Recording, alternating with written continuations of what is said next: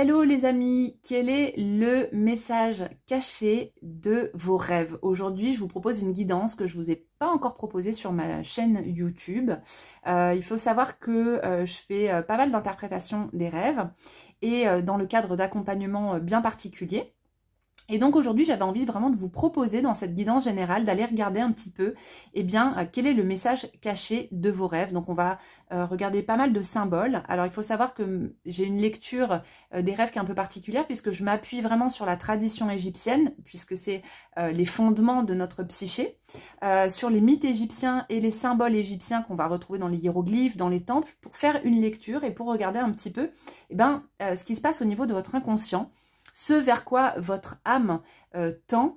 Et donc on va regarder ensemble un petit peu tout ça, voir où est-ce que vous en êtes et surtout essayer de comprendre le message caché de vos rêves.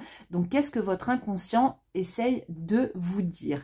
Donc aujourd'hui pour cette guidance, on a 3 tasses avec donc du marc de café égyptien. On a à chaque fois 3 cartes ici et puis on fera bien sûr comme d'habitude une lecture complémentaire. Donc je vais beaucoup utiliser les hiéroglyphes puisque comme je vous le disais, les hiéroglyphes en fait en égyptien ancien se dit Medu Neger et ça veut dire les paroles divines. Donc ce sont des symboles, des images qu'on va retrouver, qui vont être dans l'inconscient collectif et qu'on va retrouver au niveau de notre psyché, de notre inconscient personnel et collectif. Et bien sûr, ici, ce sont des guidances collectives. Donc, c'est plutôt une connexion à l'inconscient collectif dans lequel je vais aller puiser ce qu'il y a dans les tendances, on va dire, les tendances actuelles qui sont les plus probables. Et donc, ils peuvent vous parler. D'ailleurs, je voulais vous faire une vidéo dans quelques temps sur pourquoi est-ce que les guidances vous parlent. Donc, je vous parlerai justement de la tradition égyptienne, de l'inconscient collectif. Bref, je vous préparerai une vidéo sur ce sujet qui sera vraiment intéressante. En attendant, écoutez, je vous laisse choisir et on se retrouve juste après ça.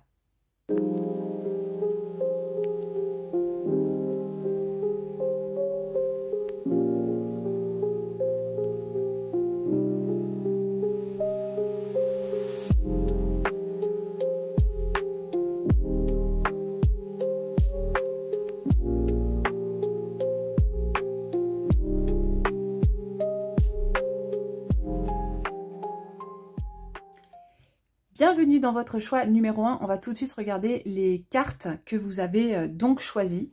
Donc la première carte qu'on va tirer, c'est celle-ci qui va vraiment nous parler de l'alchimie, puisque l'inconscient, votre inconscient et le domaine des rêves est un domaine en fait où va s'opérer une opération alchimique de transformation intérieure et va nous donner une orientation.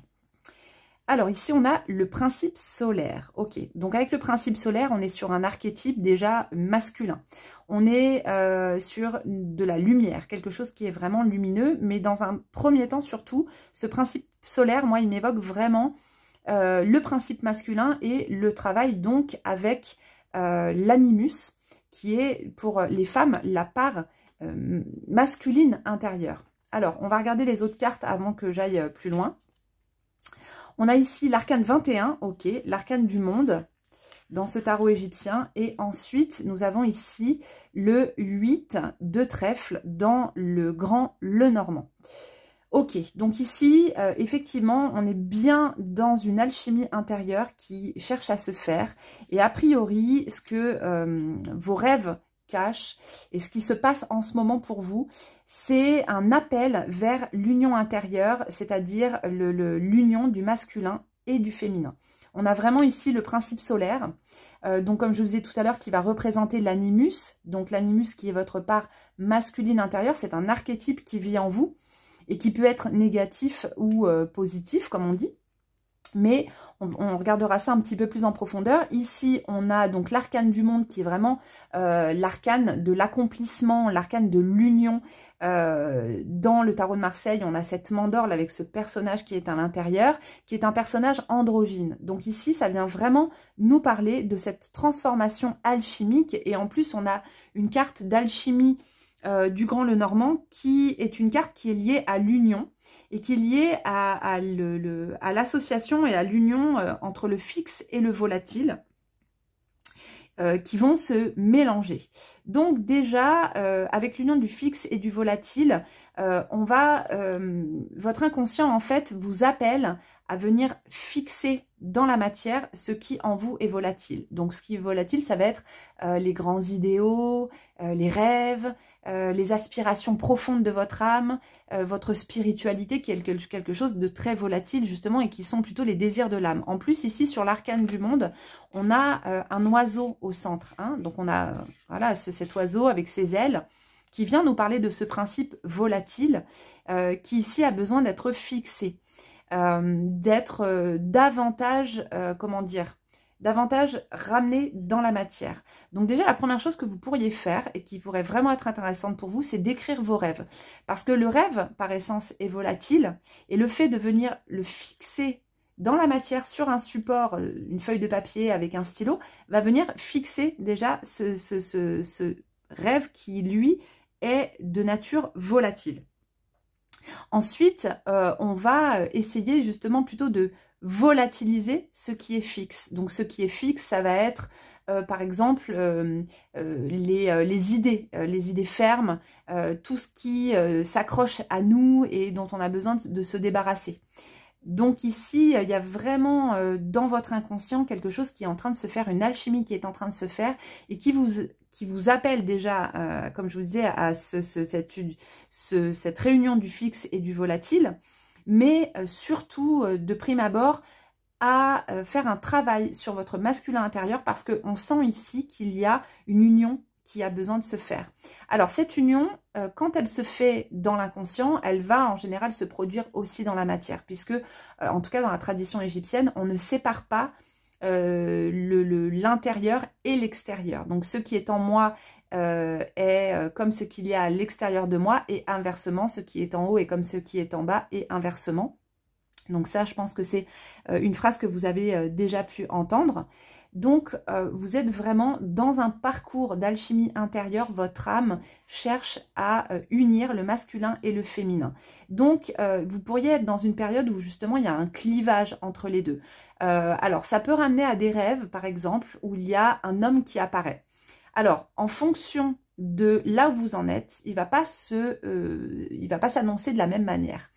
C'est-à-dire qu'il peut s'annoncer comme étant plutôt un jeune homme séduisant, par exemple, comme un vieil homme avec lequel vous sentez un lien extrêmement fort.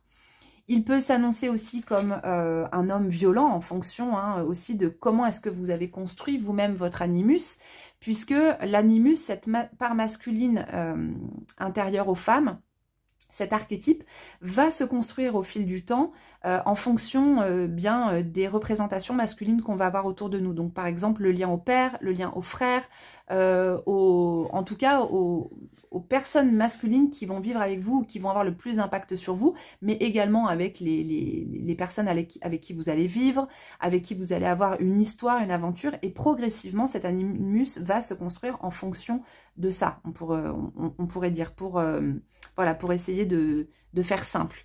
Donc ici, la première chose, ce serait vraiment de réfléchir à comment est-ce que vous vous sentez avec le masculin.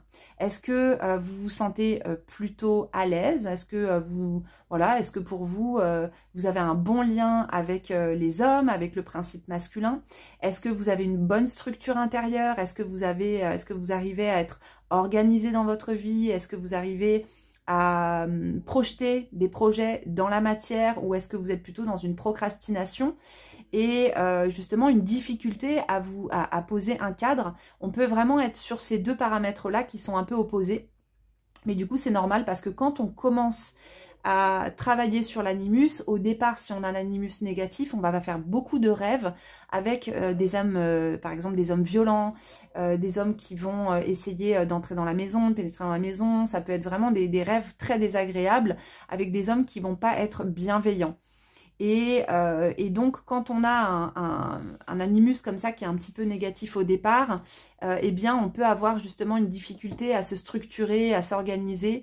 On peut faire des rencontres qui sont pas forcément les meilleures rencontres qu'on pourrait faire au niveau couple. et donc des relations avec la jante masculine qui vont pas forcément être très faciles. Mais progressivement, au fur et à mesure où on va avancer dans cette alchimie, donc pour que cette alchimie puisse opérer le mieux possible, l'importance surtout, ça va être la conscience qu'on va mettre dessus, écouter ses rêves, les écouter, comme dirait, il y a un psychanalyste que j'aime beaucoup, c'est Bertrand de la Bessière qui dit les mendiquer, c'est-à-dire vraiment les laisser infuser en nous en fait, hein, leur énergie. Et donc ça veut dire y repenser régulièrement, les noter, y repenser régulièrement pour que ce travail alchimique puisse se faire de lui-même. Puisque l'alchimie c'est un processus naturel, mais qu'on peut accélérer par exemple quand on est sur une voie initiatique. Donc là, vraiment, je vous invite vraiment à noter vos rêves. Ensuite, donc une fois que vous avez établi à peu près comment est-ce que vous vous sentez avec le masculin, vous allez observer vos rêves. Est-ce que vous avez par exemple un jeune homme qui apparaît qui est très séduisant? Donc là, c'est l'animus qui commence à entrer en relation avec vous et qui essaie de vous mettre en confiance. Et progressivement, plus on avance, et plus cet animus, en fait, va être... on va ressentir une connexion extrêmement forte comme on n'avait jamais senti avec qui que ce soit sur le plan terrestre. On peut faire des rêves de mariage, des rêves d'union. Donc ça peut être soit votre propre mariage, mais ça peut être aussi le mariage de quelqu'un d'autre. Puisque les personnages du rêve, les éléments du rêve, parlent de vous en fait, sont quelque part une représentation d'une part de vous-même. Donc si vous rêvez d'un collègue ou d'une personne lambda, eh bien qu'est-ce que cette personne représente pour vous? Pourquoi est-ce qu'elle apparaît à cet endroit-là? Mais elle vient parler d'une part de vous-même. Donc là, pour vous, ça va être vraiment intéressant de regarder au niveau des hommes qui apparaissent dans vos rêves, qu'est-ce qu'ils viennent vous dire, quels sont leurs messages, est-ce qu'ils sont plutôt avec une énergie positive ou plutôt une énergie négative? Ça va être la première chose pour vous, les amis, vraiment, parce que là, on est vraiment sur sur le thème de l'union intérieure, de l'union sacrée. Alors, c'est aussi possible que vous soyez actuellement dans une union avec quelqu'un, peut-être que vous avez rencontré aussi quelqu'un, ou peut-être que vous allez vous marier, vous fiancer, mais bon, il y a quelque chose qui se passe pour moi au niveau du masculin. Si vous êtes seul, c'est peut-être que justement, il y a quelque chose en vous, dans votre inconscient, qui va vous ramener vers le retour quelque part, on pourrait dire une quête, hein, une quête d'un partenaire qui va devenir le miroir de votre animus. Et plus vous allez avancer dans cette alchimie intérieure par rapport à cet archétype en vous-même, plus les personnes que vous allez rencontrer eh bien, vont correspondre en fait hein, à ce partenaire intérieur. Alors ce que vous pouvez faire aussi, moi c'est ce que j'ai fait, c'est donner un prénom à votre animus. Comme ça, en fait, ça vous permet, par exemple, le soir quand vous vous couchez, ça vous permet de communiquer avec lui, de lui poser des questions, de lui demander, de lui dire, voilà, j'ai envie qu'on ait une bonne relation, aide-moi à ce qu'on ait une bonne relation. Et de voir un petit peu comment vos rêves vont se transformer par rapport à ça. Ça peut être vraiment quelque chose de très intéressant. Voilà, on va mettre ça là, on va regarder dans la tasse et après on va faire les tirages complémentaires pour voir un petit peu justement où est-ce que vous en êtes. Alors, donc comme d'habitude, hein, n'hésitez pas à regarder dans la tasse si vous voyez des choses que je ne vois pas, c'est tout à fait normal puisque ça va être des projections de votre inconscient. Et justement là, on est vraiment dans ce domaine-là, donc ça va être intéressant parce que s'il y a des symboles que vous voyez, regardez la symbolique sur Internet pour pouvoir faire des liens avec la guidance. Hein, ce sera intéressant pour vous et ce sera du coup plus personnalisé. Ah, on a quand même une magnifique lune qui apparaît au centre, regardez. Hop, donc là, on est vraiment dans ce thème-là, c'est super beau. On a la lune et le soleil. Et la lune et le soleil, eh bien, ce sont ces deux principes cosmiques du masculin et du féminin. Et on va retrouver d'ailleurs dans des gravures alchimiques un personnage. Donc il y a un seul personnage au centre avec d'un côté une tête d'homme et le soleil au-dessus. Ou même des fois carrément un corps d'homme d'un côté avec une tête de soleil et de l'autre côté le corps de femme et avec donc une tête de lune ou la lune à côté si c'est un visage de femme. Et donc ça représente cet être androgyne qu'on retrouve sur l'arcane du tarot, sur l'arcane du monde dans le tarot de Marseille. Cet être androgyne en fait qui va naître de cette conjonction intérieure entre le masculin et le féminin. Cette alchimie magnifique qui fait de nous quelque part un être complet. Parce que quand on est séparé, complètement coupé d'une part de nous-mêmes, donc de cet animus, ou pour les hommes de l'anima, et donc du coup qui sont coupés de leur énergie féminine, et ben ça va créer des clivages, des difficultés aussi dans les relations humaines, et ça va créer aussi parfois même des colères, voilà, avec des luttes féministes qui peuvent être extrêmement violentes, ou à l'inverse des hommes qui vont aller vers le masculinisme et des trucs complètement débiles. Voilà, on peut le dire quand même, hein. Donc là, c'est hyper beau, je trouve, de voir cette lune magnifique au centre de la tasse. Alors, qu'est-ce qu'on a dans la tasse? Ah ben, alors ça, c'est très drôle. On a, je ne sais pas si vous la voyez, on dirait une girafe, ici. Et alors, ce qui est très marrant, c'est que sur cette carte du Grand Lenormand, eh bien, on a la constellation de la girafe qui est dessus. Donc, ce serait intéressant d'aller voir la symbolique de la girafe. Alors déjà, comme ça, par analogie, on pourrait se dire que la girafe, déjà, elle a un très long cou, ce qui lui permet déjà de voir en hauteur. Donc, en fait, elle a bien les pieds sur terre, c'est pas un oiseau, parce que l'oiseau, c'est facile de se dire, voilà, l'oiseau, il s'envole, il va prendre de la hauteur, il va voir les choses d'en haut. Mais pour un animal terrestre, c'est beaucoup moins évident. Et là, ici, on a un mammifère, un animal terrestre qui a un cou qui lui permet de voir d'en haut. Donc ici, il y a vraiment une invitation à prendre de la hauteur par rapport à une situation que vous vivez, toujours bien sûr par rapport à cette guidance en lien avec un homme, ou alors si vous êtes un homme, bien sûr, vous pouvez faire à l'inverse avec une femme. C'est vrai que je ne le précise pas parce que mon public est principalement féminin, mais bien sûr, vous pouvez le faire dans l'autre sens. Les hommes sont les bienvenus sur ma chaîne, bien entendu. Et ça me fait super plaisir d'ailleurs quand il y a des hommes qui témoignent et qui me laissent des commentaires, c'est trop cool. Donc voilà, donc là, ici, on a vraiment cette prise de hauteur, d'essayer de voir les choses vraiment, de se distancier et en essayant de pas trop s'identifier à ce qui se passe. Vous voyez, c'est-à-dire d'être observateur d'une situation sans jugement pour voir un petit peu où on est, si on a envie bien sûr de se mettre sur ce chemin de conscience et de se dire ok, donc là par rapport aux hommes par exemple, hein, je vous donne un exemple, je ressens énormément de colère, ok, cette colère, qu'est-ce qu'elle m'évoque, pourquoi est-ce qu'elle est là, et donc on va au fur et à mesure à travers les rêves, vous allez pouvoir voir ce qui se passe et comprendre, tisser un fil rouge pour comprendre un petit peu ce qui se passe pour vous vraiment personnellement. En dessous, on a un chat. Je ne sais pas si vous le voyez. On a un petit chat trop mignon avec les yeux. Je ne sais pas si vous voyez bien. Il est juste là. Alors, attendez, je vais mettre un petit peu plus de lumière. Tout. Ouais. Ici, donc, vous avez un petit chat qui est assis, qui est trop mignon. Et le chat, en tout cas, en Égypte, c'est plutôt une figure féminine. Le chat va être beaucoup lié à la féminité, à la sensualité. C'est un protecteur du foyer. Et le chat, avec sa queue, va nettoyer les énergies négatives. Donc là, ici, on pourrait dire qu'il y a à la fois une protection, puisque le chat est aussi, comme Bastet, en fait, un protecteur.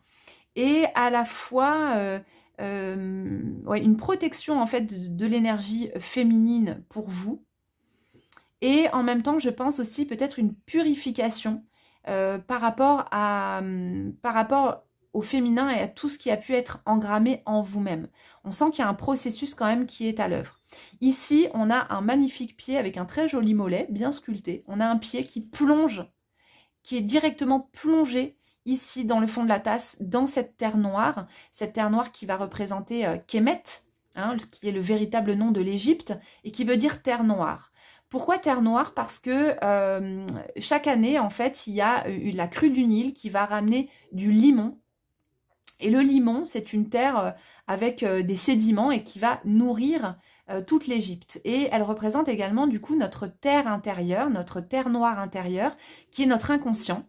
Et qui va être un terreau très fertile, justement, aussi pour nourrir notre être spirituel. Si tant est bien sûr qu'on commence à pénétrer à l'intérieur, comme le fait ici ce pied. Donc là, on voit vraiment qu'il y a déjà un pied à l'intérieur. Vous êtes déjà le pied dans ce terreau. Donc peut-être que pour certaines d'entre vous, voilà, il y a déjà un travail qui a été fait. Surtout en plus si ça vient pour vous faire des liens avec d'autres guidances que j'ai pu faire, mais on voit qu'il y a déjà un pied dedans. Donc ça peut être déjà de la psychanalyse, un travail sur vous, etc. Mais sinon, on sent qu'il y a vraiment une envie de cheminer, une envie de compréhension. Et d'ailleurs, vous ne seriez pas là, je pense, si ce n'était pas le cas. Mais voilà, il y a vraiment un pied dedans, quoi. Et vous pourriez avoir l'impression, d'ailleurs, d'avoir un peu le pied dans la merde, comme on dit. C'est-à-dire d'avoir mis un peu le pied dans un truc, quand vous vous dites, oh purée, ça y est, j'ai commencé à gratter, là. Qu'est-ce que je vais découvrir? Mais soyez confiante, parce qu'on a le chat qui est juste à côté.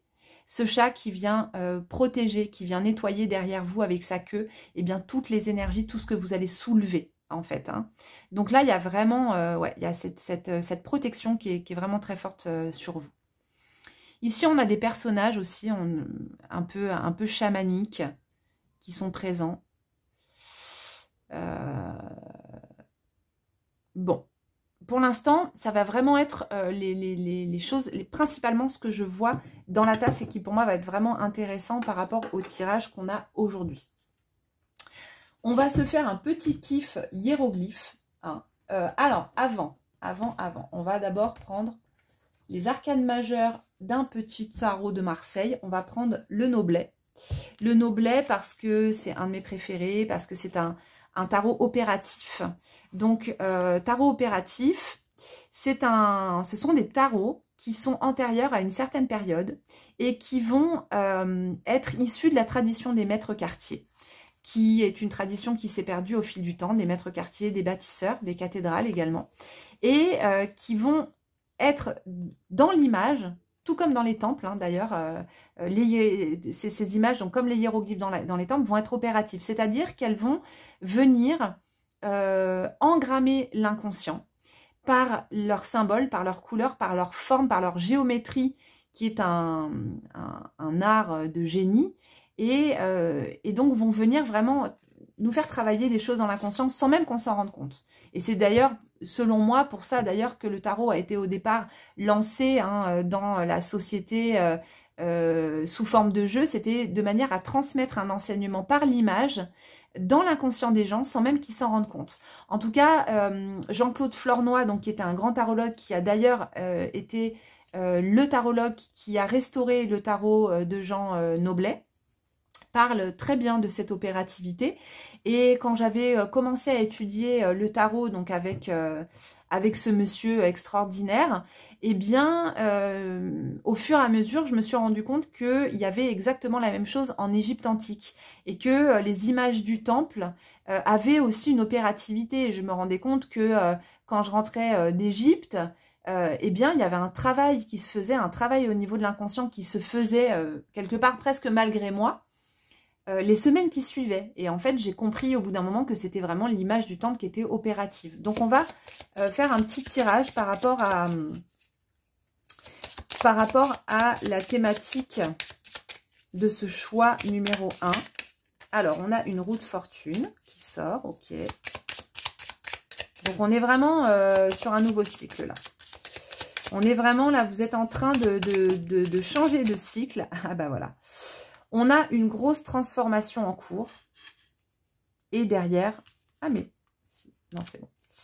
Et derrière, on a le pendu. Ok. Donc là, on a vraiment... effectivement, vous êtes en train de... Il y a un switch, comme s'il y avait un switch qui était en train de se faire. Ici, avec la roue de fortune, je vois qu'il y a un truc qui... Comme si... Alors, c'est possible que cette roue de fortune, elle représente aussi... c'était une roue de torture hein, quand même hein, au Moyen-Âge.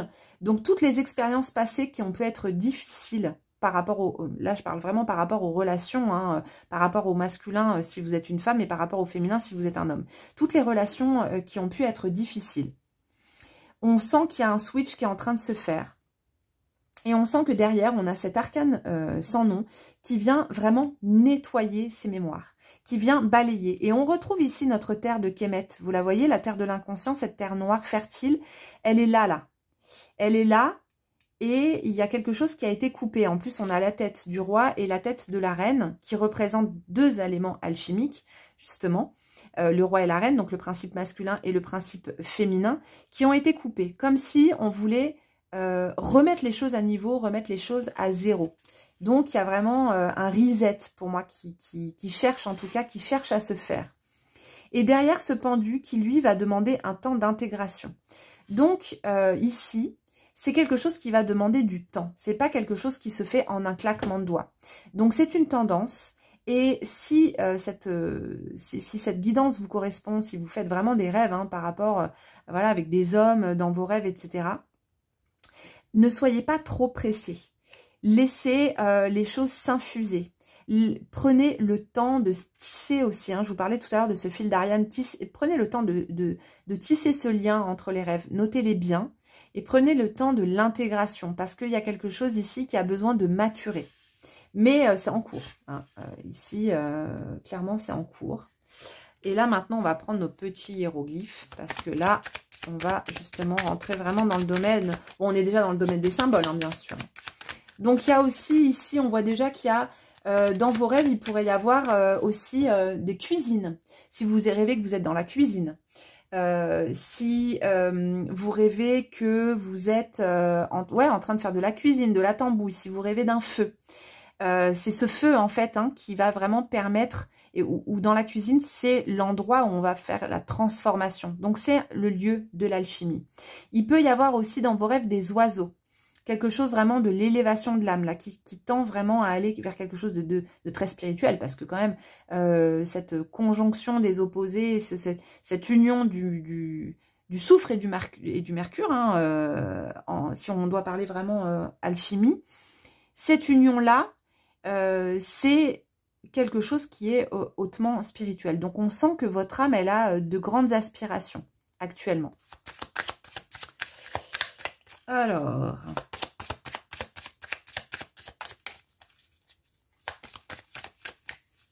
est-ce qu'il y en a une ou deux qui va sortir? Ah, ok, on a la jambe.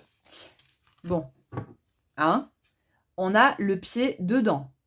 Alors, bien sûr, comme d'habitude, sur ce tarot des hiéroglyphes, moi, je me fie jamais, en fait, à ce qui est écrit en dessous parce que la lecture ésotérique que j'ai des hiéroglyphes, elle va pas forcément correspondre toujours à ce qui est écrit sur la carte. Mais ici, on a quand même exactement le même symbole qui apparaît. Donc, il y a vraiment quelque chose qui a besoin de se mettre en marche. Il y a vraiment quelque chose qui cherche à se mettre en marche. Et du coup, ça peut se manifester aussi dans la matière, par des rencontres, par peut-être aussi parfois des conflits aussi avec, du coup, pour vous avec le masculin ou au sein du couple, qui vont vraiment nous pousser à aller explorer, ok, t'es en conflit avec le masculin à l'extérieur, mais comment est ton masculin à l'intérieur? Alors bien sûr, là-dedans, il n'y a pas de jugement. Il n'y a aucun jugement. Ce parcours initiatique, cette alchimie intérieure, c'est vrai que c'est pas toujours évident parce que ça ramène beaucoup à la responsabilité, à la responsabilisation. Mais attention, je suis pas du tout dans l'école, tout vient de nous, il faut prendre les responsabilités de tout ce qui nous arrive. Non, quand on est sur des trucs très graves, bah parfois on est victime parce que voilà, parce qu'il y a des gens aussi. Il y a des gens qui sont pas bien, voilà, tout simplement. Mais ici, vraiment, dans cette lecture, c'est plutôt ok. Viens mettre le pied dedans. Et là, je suis en train de capter d'ailleurs que l'arcane sans nom, regardez, l'arcane sans nom, il y a vraiment cette jambe aussi qui est posée sur la terre noire. Donc, vous voyez ici, en fait, vous êtes invité à pénétrer dans le domaine de votre terre noire, dans le domaine de votre inconscient. Il y a quelque chose qui pousse vraiment à vous reconnecter à ce continent intérieur. Et donc pour ça, eh bien, comme je vous disais, ça va être vraiment, la première chose à faire, ça va être d'être vraiment à l'écoute de ce qui se passe dans vos rêves. Ça va être aussi, par exemple, d'utiliser un tarot opératif. Ça peut être très intéressant, donc un oblet, un dodal, un madenier par exemple, où là, ça va être vraiment intéressant pour vous de vous connecter à ces images. Vous pouvez même méditer dessus, vous pouvez même dormir avec une carte sous l'oreiller. Moi, c'est quelque chose que souvent je conseille. Ensuite, ici, on a Thoth. Donc Thoth, ce qui est intéressant, c'est que, eh bien, c'est celui qui va transmettre l'alchimie aux hommes. C'est Hermès, c'est le trismégiste, qui est le dieu tutélaire des alchimistes. Donc là, encore une fois, vous êtes vraiment accompagné vers cette alchimie intérieure. Qu'est-ce qu'on a ici? On a encore le principe masculin qui apparaît avec Aton, donc Ra, qui est donc le soleil, mais qui est cette lumière intérieure qui va vraiment vous donner accès à votre, pardon, à votre plein potentiel spirituel. Et on a le lion qui est également lié à l'élément feu. Le lion qui vient vraiment nous parler de puissance de guérison, mais pour accéder à cette puissance intérieure, il faut être connecté à cet intérieur. On ne peut pas s'y connecter sans rien faire ou en vivant complètement déconnecté de ce qui se passe dans notre inconscient. Et donc, voilà, ça va être vraiment, vraiment intéressant pour vous de noter vos rêves. D'ailleurs, n'hésitez pas à me partager vos rêves, vos derniers rêves, s'il y a des rêves avec des hommes, dans les commentaires, ça me fera trop plaisir.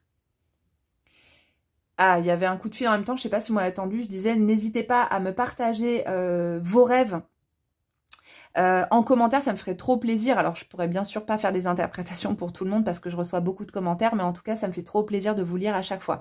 Donc, le lion, c'est vraiment aussi cette puissance, voilà. Et la puissance se gagne en étant connecté à cette terre intérieure, en étant connecté à tout ce qui nous constitue, donc à tous nos archétypes intérieurs. Alors, on est déjà presque à 30 minutes. On va se faire une petite carte du psychotarot. Que j'adore parce que le psychotarot, c'est vraiment des symboles et des archétypes en fait sur les cartes. Et ça pourra nous donner des indications complémentaires. Et à la fin, je vous tirerai une carte d'un nouveau jeu que j'ai qui est magnifique, qui a été fait par un grand ésotériste qui a d'ailleurs aussi, je crois, fait des choses sur l'Égypte et qui a fait donc un tarot avec des anges. Il a une grande connaissance de l'ésotérisme des anges. Et donc, voilà. Alors, il y en a deux qu'on sautait. Alors, on a une coupe. Donc, la coupe, c'est bien sûr un symbole qui est lié à nos émotions. Mais c'est aussi un symbole, donc dans la tradition égyptienne, cette coupe, elle va être liée à la déesse Nephthys.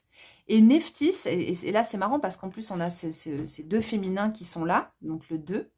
Donc le 2 d'ailleurs vient nous parler d'union, hein, il y a vraiment cette idée d'union dans le 2. Et la coupe, eh bien, c'est ce qui aussi nous remplit. Mais je vous parlais de la déesse Nephthys, donc je reviens à elle parce que là c'est important et cohérent. Nephthys, c'est la déesse qui va nous permettre de pénétrer dans ce monde intérieur. Elle est celle qui va guider la barque solaire de Ra durant les 12 heures de la nuit, quand la barque solaire plonge dans l'Amduat, c'est-à-dire le monde du dedans, qui est notre inconscient, personnel, collectif, etc., le monde des rêves, l'au-delà, etc. Et donc ici, il y a vraiment l'énergie de Nephthys qui est très présente. Et l'énergie de Nephthys, c'est une énergie bien sûr féminine, mais l'inconscient est par nature féminin. Donc pour moi ici, c'est deux femmes qui apparaissent sur la carte, avec le 2 qui nous parle d'union. Le 2, c'est vraiment le chiffre de l'union. Plus la coupe, c'est vraiment cet appel pour vous à vous reconnecter à quelque chose en vous-même. C'est très beau parce que voilà, c'est vraiment très beau. Alors si vous faites des rêves en ce moment où vous descendez dans des caves, vous vous retrouvez dans des grottes, dans des garages, enfin plutôt des choses souterraines, que vous descendez des escaliers, c'est que vous êtes appelé à descendre dans vos profondeurs pour aller justement observer, regarder ce qu'il s'y passe. Et comme je vous disais tout à l'heure, toujours avec le regard de la girafe, avec vraiment cette vision d'en haut, comme si vous regardiez en fait par le trou d'une serrure et que vous regardiez ce qui s'y passe. Mais en tout cas, avec ces jambes, vous êtes vraiment invités là les amis à mettre le pied sur cette terre de Kemet. Voilà pour cette guidance, j'espère que ça vous a plu, que ça vous a intéressé. En tout cas, moi j'ai adoré la faire. N'hésitez pas à me laisser un petit commentaire, à mettre un like et à vous abonner à ma chaîne parce que ça soutient vraiment mon travail. Et bah du coup, je vous dis à très vite pour une autre vidéo. Bye bye. J'étais en train de ranger mes cartes et j'étais en train de me dire que je vous avais promis de vous tirer une carte des anges et je ne l'ai pas fait. Donc, je reprends. Hop. On va faire une petite carte pour finir. Oh là, attendez, il y a tout qui tombe.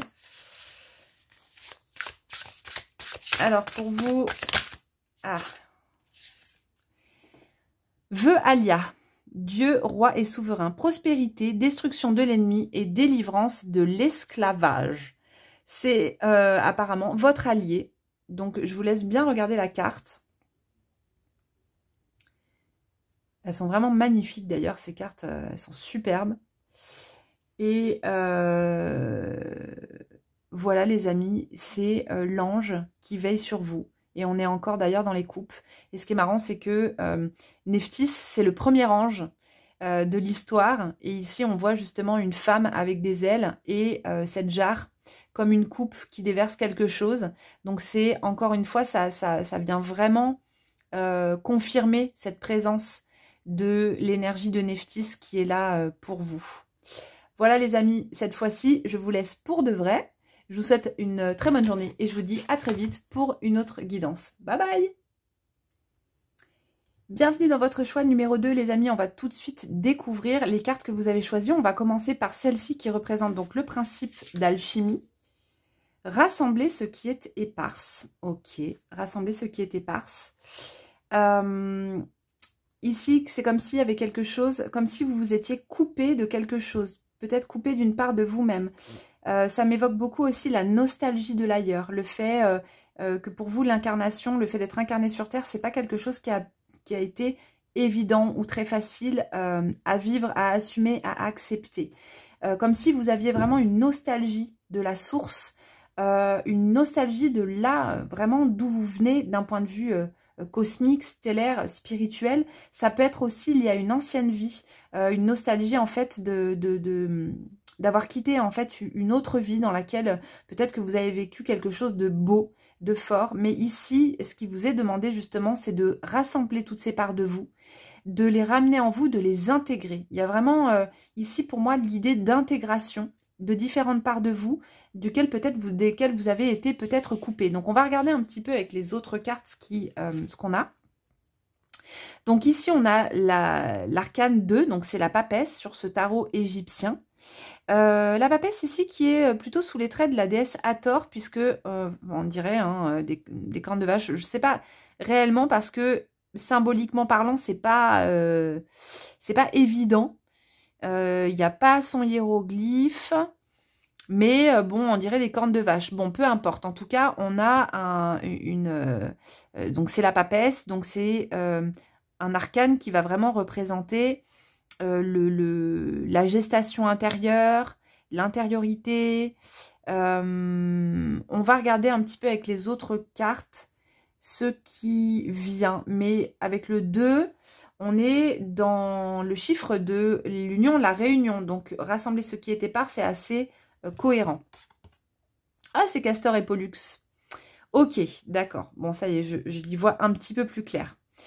Alors, pour certaines d'entre vous, donc je vais revenir rapidement au rêve, mais c'est possible que pour certaines d'entre vous, vous ayez le syndrome du jumeau perdu. Vous savez, ce syndrome, des fois même il y a des thérapeutes qui vous disent comme ça, qui vous affirment que vous avez eu un jumeau, que vous avez avalé votre jumeau, enfin voilà, un truc qui éthiquement parlant est tout à fait discutable. Ici, avec ces deux frères jumeaux, pour moi, on est sur tout à fait sur la thématique d'avoir perdu quelque chose et d'avoir besoin de retrouver ce quelque chose. Alors après, ça peut être du coup le jumeau sur Terre, c'est-à-dire âme jumelle, flamme jumelle, tous ces concepts qui sont pas forcément... voilà, c'est pas forcément tout à fait ma culture, même si par rapport à l'Égypte, on a ça avec les parèdres, c'est-à-dire que, par exemple, Osiris est le masculin d'Isis, Isis est le féminin d'Osiris, donc ils sont parèdres l'un de l'autre, c'est-à-dire qu'ils sont, on pourrait dire, les deux facettes d'une même pièce. Donc il y a déjà peut-être cette quête, ce besoin de se reconnecter à votre jumeau, à cette âme sœur. Mais avant tout, parce que moi, ce qui m'intéresse surtout, c'est ce qui se passe au niveau de l'inconscient par rapport au rêve, c'est de se reconnecter à une part de vous-même.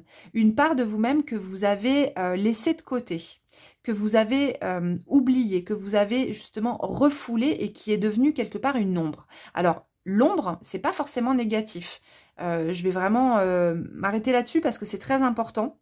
Dans cette lecture, voilà, et puis de manière générale sur la voie initiatique, moi dans mes accompagnements, quand je parle de l'ombre, Je parle de choses qui ont été refoulées. Mais dans les choses qu'on refoule, il y a aussi des choses très positives. Par exemple, si quand vous étiez enfant, vous dessiniez énormément et que vous vouliez devenir dessinateur, dessinatrice et que vos parents vous disaient « ouais, c'est pas un métier, on fait pas ça », peut-être que vous avez refoulé quelque part ce désir ou alors ce talent.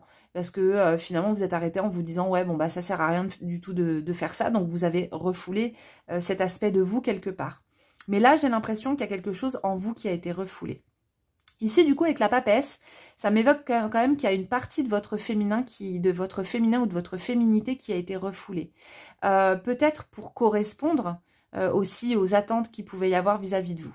Après, par rapport à ce syndrome du jumeau perdu, moi, en fait, je vois ce syndrome comme en fait une difficulté pour la personne qui le ressent à être relié à son cas. Alors le cas, on en a déjà parlé dans notre guidance, je dois avoir, voilà, hop, sur mon petit dé. Le cas, c'est ce symbole, c'est deux bras, je ne sais pas si vous voyez bien, c'est deux mains levées vers le haut, qui représentent en fait notre double énergétique, la matrice de notre corps physique. Et donc, ce cas, étant donné qu'il est notre double, on pourrait dire quelque part qu'il est notre jumeau. Et quand on est complètement déconnecté de notre cas, on va avoir un manque de vitalité, on va avoir l'impression d'être un petit peu à côté, de ne pas réussir à faire ce qu'on a envie de faire, peut-être on peut avoir l'impression de passer à côté de notre mission de vie, de ne pas savoir réellement comment s'orienter. Et donc, le travail va être de se reconnecter et d'essayer de comprendre en fait de quelle part de soi est-ce que vous êtes déconnecté, les amis. Donc, c'est quand même assez intéressant. Alors, bien sûr, on va faire des tirages complémentaires pour voir un petit peu ce qu'il y a. Mais déjà, la première chose qu'on pourrait se dire, c'est que dans vos rêves peut apparaître déjà un cheval. Un personnage avec un cheval ou alors un cheval qui va vraiment aussi représenter la puissance intérieure. On peut aussi imaginer là que peut-être que vous rêvez régulièrement de femmes, si vous êtes une femme, hein, que vous rêvez régulièrement de femmes, d'un féminin qui peut, par exemple, ça peut être une prostituée. Ça peut être une femme que vous jugez pas correctement dans le rêve, une femme qui peut déranger, une femme qui arrive, ça peut être aussi la sœur, donc la sœur de quelqu'un dans le rêve, hein. Par exemple, vous voyez que, je sais pas moi, vous avez une amie qui est présente dans votre rêve et il y a sa sœur qui arrive. Il faut savoir que dans le rêve, tous les aspects du rêve et tous les symboles, toutes les images du rêve représentent une part de vous-même. Même si apparaît, je sais pas, un collègue, une amie, ça représente une part de vous-même. Donc déjà, la première question à se poser, c'est ok, qu'est-ce que cette personne déjà m'évoque? Qu'est-ce qu'elle représente pour moi? Et donc voilà, il peut y avoir une sœur ou des sœurs qui sont présentes dans vos rêves. Il peut y avoir des jumeaux, des jumelles. Il peut y avoir des situations avec des femmes qui peuvent être aussi un peu agressives. Mais en tout cas avec des parts féminines si vous êtes une femme et masculines si vous êtes un homme. D'accord? Donc ça, ce sont des parts de vous-même, des aspects de vous qui sont refoulés et donc qui demandent à être vus. Parce que, par exemple, si vous êtes dans un truc vachement lié à la pureté, vous voyez, un besoin de contrôler beaucoup au niveau de l'alimentation, de faire attention à tout ce qui entre en fait en vous, hein, par votre bouche, tout ce que vous mangez, etc., tout ce qui vous nourrit, par exemple, et que vous avez vraiment ce besoin, par exemple, de jeûner régulièrement pour vraiment aller vers cette pureté intérieure, cette quête de pureté, eh bien, peut-être que vous avez laissé de côté une autre part de vous qui est son opposé complémentaire, c'est-à-dire ce qui est impur, à ne pas voir de manière manichéenne et par rapport à la tradition judéo-chrétienne, mais à voir comme son opposé complémentaire qui va créer un équilibre. Parce que trop de pureté, en fait, on part dans l'excès. Et là, on va être vachement dans l'énergie tempérance aussi, vous voyez. Donc là, il y a vraiment un truc, j'ai l'impression que vous avez laissé une part de vous-même, laissé peut-être un talent, peut-être, je sais pas, ça peut être beaucoup de choses. On va faire des tirages complémentaires après pour aller un peu plus en profondeur. Mais en tout cas, pour moi, il y a vraiment quelque chose qui a été refoulé et qui demande à vivre, qui demande à s'exprimer, qui demande à être vu. voyez. Ça peut être aussi votre sagesse intérieure avec l'arcane 2 ici, avec la papesse. Ça peut être votre sagesse intérieure. Ça peut être aussi, par exemple, l'écriture que vous aviez toujours rêvé écrire et que, c'est quelque chose que vous avez lâché parce que vous vous dites que ça n'arrivera jamais alors que c'était quelque chose qui vous nourrissait énormément. Ça peut être aussi avoir vraiment mis de côté, comme je vous disais, la sagesse, votre spiritualité et que aujourd'hui, en fait, votre âme vous appelle à vous reconnecter et à rassembler ces parts de vous-même pour que vous soyez un être complet. Donc voilà, il peut y avoir dans les rêves aussi ça, hein, si par exemple quand vous étiez plus jeune vous rêviez d'écrire, ben, ça peut être un rêve justement où vous écrivez ou alors où il y a beaucoup de livres ou quelqu'un qui est en train d'écrire. Bon, on va regarder un peu dans la tasse les autres symboles que l'on a.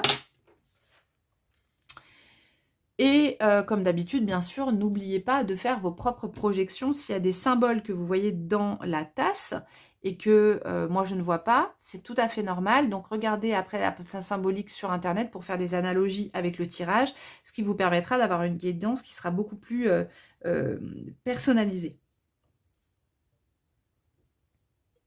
Alors.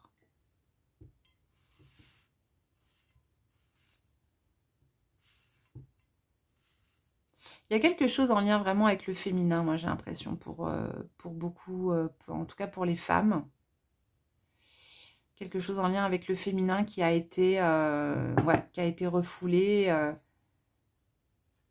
Peut-être aussi d'un féminin beaucoup plus sauvage, beaucoup moins, je sais plus comment on dit, c'est quoi? C'est pleasant people, des personnes, voilà, quand on a ce désir de plaire à tout prix en fait, hein, vous voyez. D'ailleurs, dans ce désir de plaire à tout prix, le problème c'est que certaines personnes un peu vampirisantes peuvent se nourrir de ça et peuvent utiliser justement ce désir de plaire à tout prix pour nous prendre quelque part dans les filets.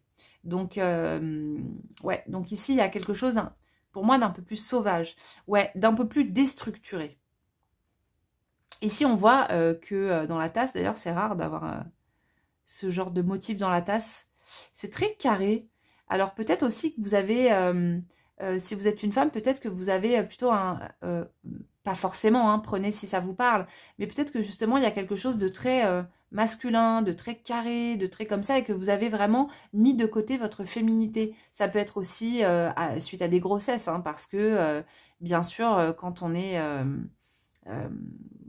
quand on a des enfants, etc., on va être dans quelque chose de beaucoup plus pragmatique, voilà. Et ici, quand je parle de féminité, je parle pas forcément d'être féminine dans le sens, je sais pas moi, mettre du maquillage, du vernis, etc. Non, le féminin, c'est un principe intérieur qui est, qui est justement un principe intérieur. Donc, c'est notre intériorité.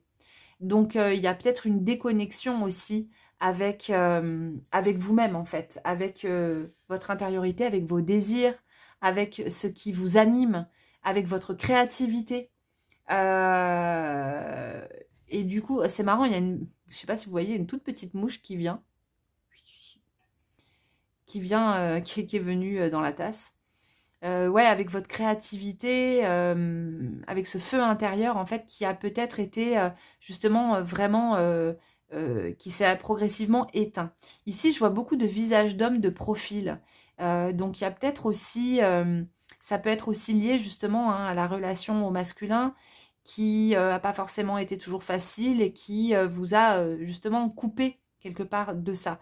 Alors, j'en parlais déjà tout à l'heure, mais cette relation au masculin, c'est important de toujours aussi ramener au masculin intérieur, c'est-à-dire l'archétype animus, qui est le masculin que l'on porte en tant que femme, et de voir justement où est-ce qu'on en est avec ce masculin intérieur. Donc si voilà, si c'est votre cas et que vous avez eu ces difficultés avec le masculin, je vous invite à regarder la guidance numéro 1.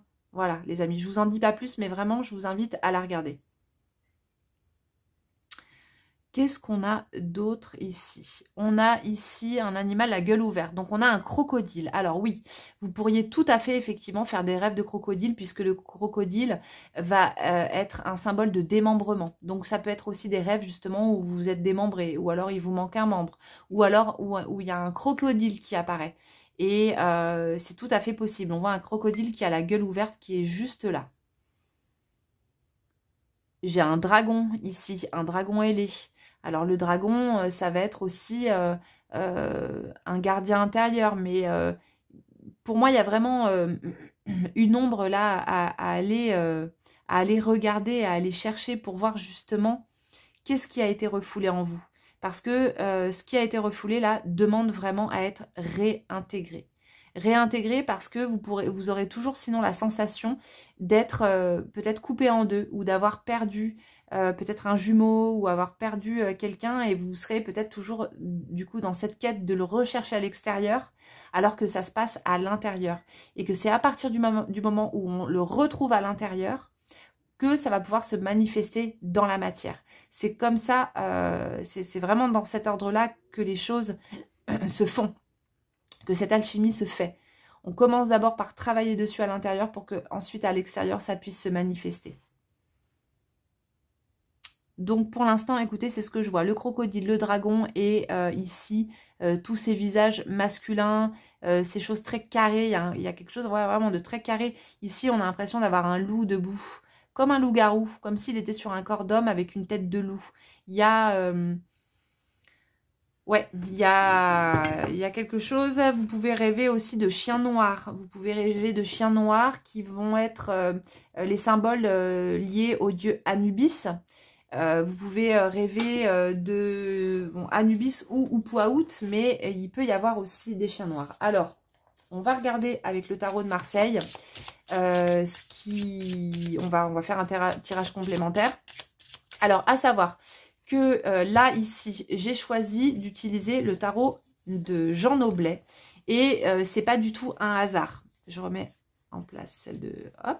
C'est pas du tout un hasard.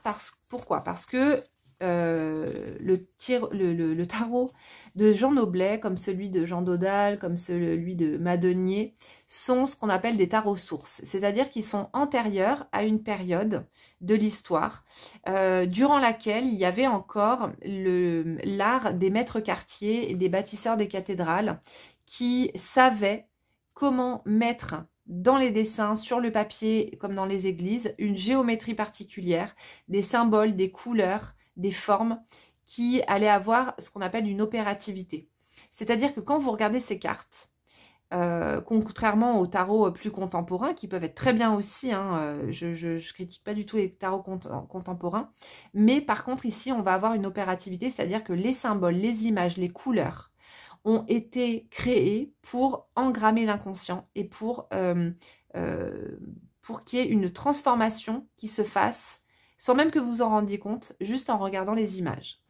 Donc, on va utiliser des tarots opératifs sur lesquels on peut d'ailleurs méditer, on peut mettre les cartes sous l'oreiller. Moi, c'est quelque chose que je fais très souvent quand je sens que j'ai besoin de travailler sur une énergie particulière. Et ben, je vais prendre mon tarot Dodal ou un autre Noblet que j'utilise pas pour les tirages, les miens. Je vais prendre la carte et je vais la mettre sous mon oreiller, je vais dormir avec. Et tous les soirs, pendant quelques minutes, je vais regarder la carte. Je vais vraiment, en fait, la laisser infuser dans mon inconscient. Et ensuite, je vais la poser sur mon oreiller et je vais dormir avec. Et je peux vous dire que là, vous faites des rêves, c'est très intéressant. Donc voilà, on va travailler avec ce tarot-là pour ce tirage.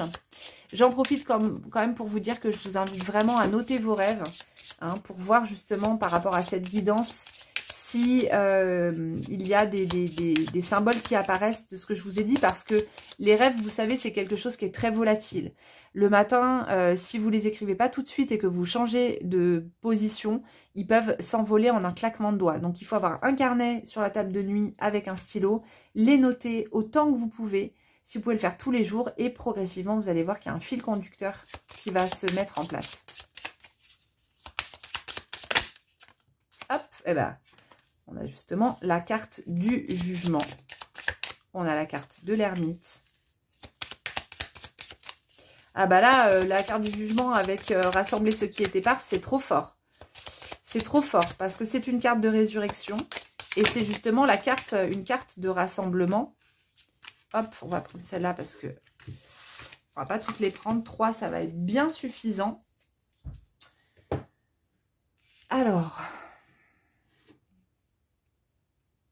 Il peut y avoir des lions aussi, du coup, dans le rêve. Hein. Alors ici, ouais, c'est hyper intéressant parce que là, l'ange, il rassemble. L'ange, il souffle dans sa trompette. On voit ici qu'il parle à plusieurs personnes, donc à plusieurs parts de nous-mêmes. Et c'est intéressant parce que dans le tarot de Kemet, donc je vais essayer de vous choper une carte. Elles sont où, les cartes? Dans le tarot de Kemet, donc, on a le processus de momification avec la renaissance d'Osiris. Alors, attendez, je vous le prends pour vous le montrer. Vous la connaissez peut-être déjà si vous avez le tarot de Kemet, mais... Alors... Hop, voilà. Vous voyez ici, en fait, c'est la résurrection d'Osiris. Et pour qu'il puisse y avoir cette résurrection, c'est le dieu Thoth qui va transmettre à Anubis, Isis et Nephthys le premier rituel de momification qui consiste justement à rassembler ce qui est éparse. C'est exactement, c'est vraiment le principe de la momification. Le but de la momification, c'est de rassembler ce qui est éparse de manière à ce que l'être qui quitte son corps puisse être de nouveau complet pour passer de l'autre côté, donc dans l'au-delà, dans la douate, et qu'il puisse s'orienter, qu'il puisse retrouver ses sens. Vous voyez ? Donc là, il y a vraiment, encore une fois, cette idée de rassembler ce qui est éparse qui est très présente dans ce tirage. Hop. Donc, c'est vraiment... on est vraiment effectivement dans ce thème. Ensuite, derrière, on a l'ermite. L'ermite, il vient apporter de la lumière. Et là, il se dirige justement vers l'arcane du jugement. L'ermite, il vient porter sa lumière, il vient éclairer un chemin. Et il se met en même temps en route. Donc ici, il y a vraiment une invitation à une introspection qui vous est faite pour justement voir quelles sont les parts de vous-même desquelles vous vous êtes coupé. Et derrière, on a l'arcane de la force. Et ça, c'est très bien parce que l'arcane de la force va symboliser nos pulsions intérieures. Et ce qui parfois est maîtrisé et ce qui parfois n'est pas maîtrisé. Mais en fait, venir éclairer tout ce qui est justement, toutes ces petites parts qui sont éparses, c'est vous redonner la maîtrise de vos instincts, la maîtrise de vos émotions, la maîtrise aussi quelque part de votre vie. C'est comme si vous alliez retrouver en fait qui vous êtes, ce qui va vous permettre en fait de vous remettre vraiment sur votre chemin, sur votre voie intérieure, votre voie personnelle. Ici pour moi c'est vraiment ce qui ressort à travers ce tirage. Donc on est vraiment là-dedans, on est vraiment dans aller rassembler des parts de soi qu'on a oubliées, qu'on a refoulées, qu'on a même parfois consciemment, hein, parfois on s'est dit je ne ferai plus jamais ça, je ne serai plus jamais comme ça, à partir de maintenant je ne serai plus aussi gentille, etc. C'est quelque part une manière aussi de refouler des parts de soi parce qu'on a souffert, arcane de l'ermite, hein, bleu pour les coups qu'il a reçus, comme disait Jean-Claude Flornoy. Donc en fait, on va se couper de parts de soi pour ne pas souffrir. Mais ce qui fait qu'on a l'impression de plus être tout à fait soi-même, de plus être tout à fait complet. On va prendre notre petit tarot des hiéroglyphes parce que ici, on va vraiment pouvoir être dans une lecture symbolique par rapport à vos rêves. Ah bah je parlais de l'écriture tout à l'heure, vous voyez, il y a la plume qui sort. La plume d'autruche. Ici, on a le hiéroglyphe Mess. Qu'est-ce qu'on a? On a Sobek. Trop fort, j'adore. J'osais même pas l'espérer qu'il sorte, Sobek. Bon, bah voilà, hein, vous voyez, Sobek, c'est celui vraiment, comme je vous le disais, hein, qui démembre. Hein. Mais bon, s'il démembre, c'est pour ensuite qu'on puisse rassembler. C'est ce qu'on appelle en alchimie le solve et coagula. C'est-à-dire qu'on va dissoudre et qu'ensuite on va rassembler. Donc on va séparer des éléments, par exemple, quand vous voulez faire un élixir, par exemple. Vous allez prendre une plante et cette plante, en fait, vous allez séparer certains principes de la plante. Et ensuite, vous allez les rassembler sous une autre forme.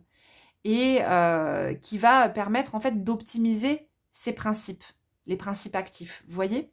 Là, ici, c'est le même principe. C'est-à-dire que pendant des années, vous avez séparé des choses. Mais là, quand vous allez rassembler, ce sera la quintessence, les amis. Ce sera pépite, ce sera de la petite juture. De la petite juture. Ça, je vous le dis, oui. Nous avons ici le hiéroglyphe Mess. En fait, le hiéroglyphe Mess, traditionnellement, on dit que ce sont 3 peaux animales qui sont justement rassemblées, qui sont réunies, avec lesquelles on va faire un lien. Donc, il y a toujours cette idée de rassembler, de se réaliser. On va en tirer une dernière. Eh ben, allez, bon, bah voilà. Elles sont sautées, je les garde parce que là, Osiris, bon, bah voilà. Hein. Je vous en parlais tout à l'heure, Osiris a été démembré par son frère Seth.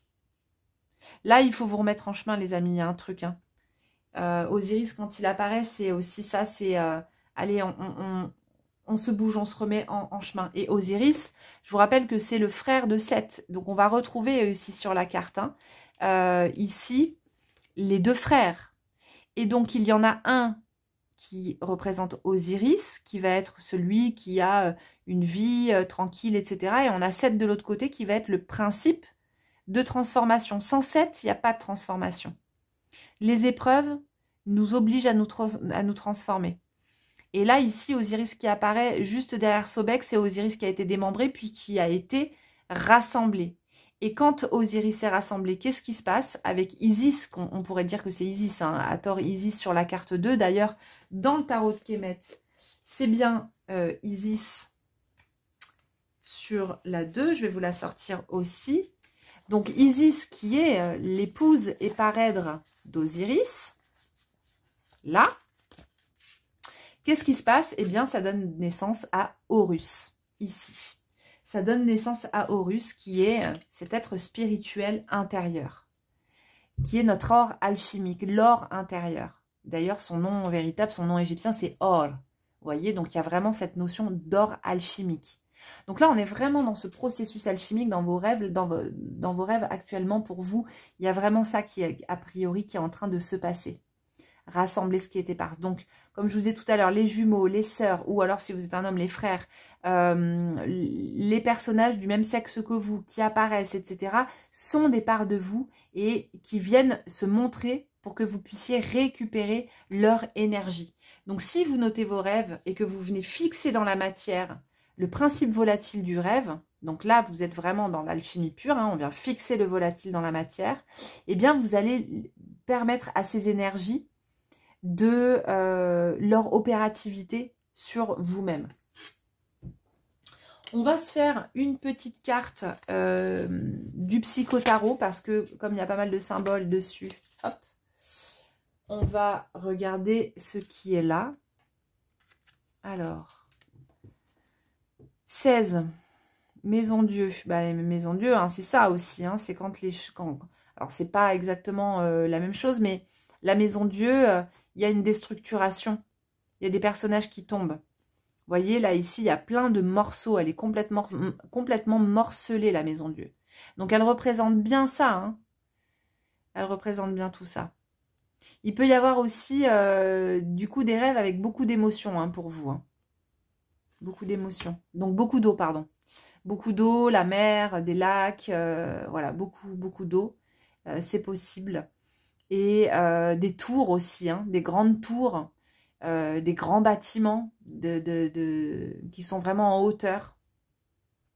Voilà pour vous, les amis, pour ce tirage. On va, pour la fin, je vais vous tirer une petite carte de ce nouveau tarot que j'ai, qui s'appelle le tarot angélique, qui a été créé par Travis McHenry, qui est un ésotériste et un occultiste que j'aime beaucoup. Parce qu'il est très pointu, extrêmement intéressant et c'est un puits de connaissances. Il a travaillé notamment sur l'Égypte puisqu'il a été initié là-bas. Et donc il a créé ce tarot et donc je vais vous sortir une petite carte d'un ange, voir un petit peu quel est l'ange justement, cette entité intérieure qui veille sur vous en ce moment et qui vous apporte son énergie. On va voir. Hop.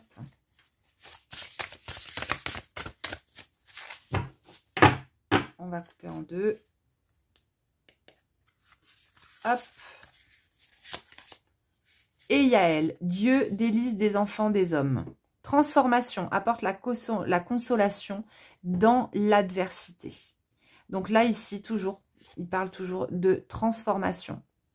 Donc voilà, je vous laisse un petit peu la contempler. Et d'ailleurs, si vous voulez faire appel à lui et à elle, si vous avez besoin pour votre transformation, de soutien, si vous avez besoin justement de cette consolation, on parlait de la nostalgie de l'ailleurs tout à l'heure, de la difficulté à s'incarner, parfois la difficulté à trouver du sens à la vie.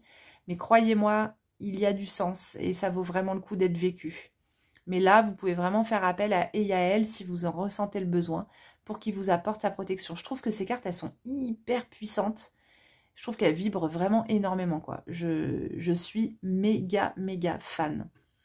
Voilà les amis, j'espère que cette guidance vous a plu, que ça vous a intéressé.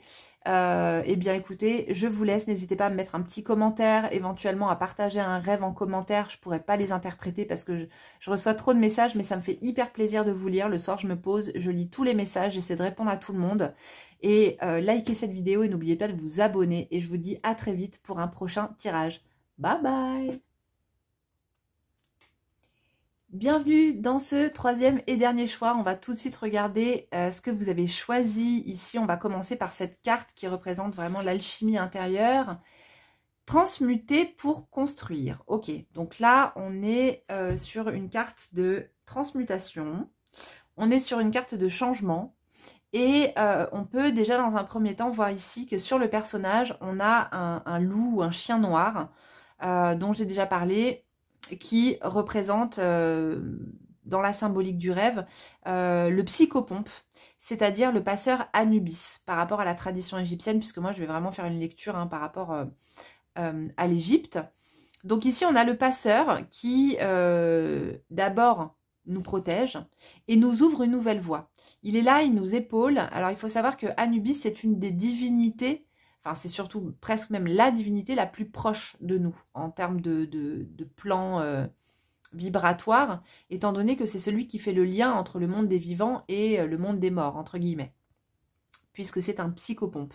Il va vraiment être celui qui fait transiter les âmes, mais pas que les âmes défuntes, les âmes même durant l'incarnation, puisque durant l'incarnation, nous allons vivre des morts symboliques et des renaissances successives, durant lesquelles on va avoir le loup noir qui va potentiellement être là pour nous guider, pour nous accompagner, pour nous ouvrir de nouvelles voies. Et là, visiblement, Anubis est présent, donc la première chose c'est que peut-être vous rêvez de chiens noirs ou de chiens tout court. Peut-être que dernièrement vous avez fait un rêve avec un chien. Si c'est le cas, eh bien dites-vous que c'est l'énergie d'Anubis qui est présente, c'est cet archétype du passeur qui vous ouvre une nouvelle voie. Et ici on voit un personnage qui est en train de façonner un chemin, un escalier pour s'élever, pour grimper, vous voyez?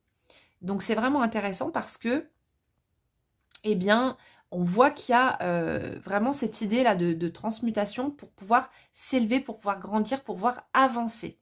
Donc, peut-être que vous êtes dans une période soit de stagnation, soit où vous avez l'impression d'avoir été bloqué pendant un certain temps par rapport à une situation. Mais en tout cas, là, ce que vient dire le tirage, et certainement du coup, si ça vous parle, vos rêves, c'est que vous êtes de nouveau en train de prendre un nouveau chemin.